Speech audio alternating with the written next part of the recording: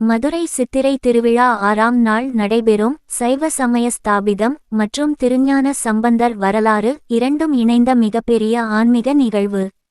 மதுரையில் ஒரு காலத்தில் சமணம் மிகுந்த செல்வாக்குடன் இருந்தது. அப்போது பாண்டிய மன்னன் கூன் பாண்டியன் சமண மதத்தை பின்பற்றினார். ஆனால் ராணி மங்கையர்க்கரசி மற்றும் அமைச்சர் குலச்சிறையார் சைவ பக்தர்கள்.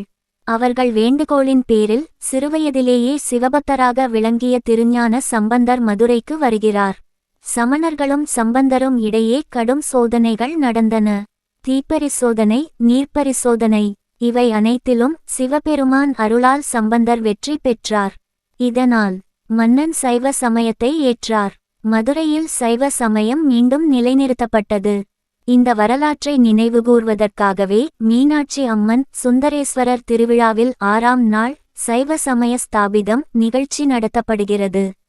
முக்கிய நன்மைகள்: சைவ சமயத்தின் உண்மை வெளிப்படும். பக்தியில் உறுதி அதிகரிக்கும். தீமை மீது நன்மை வெற்றி பெறும் என்ற நம்பிக்கை வலுப்படும்.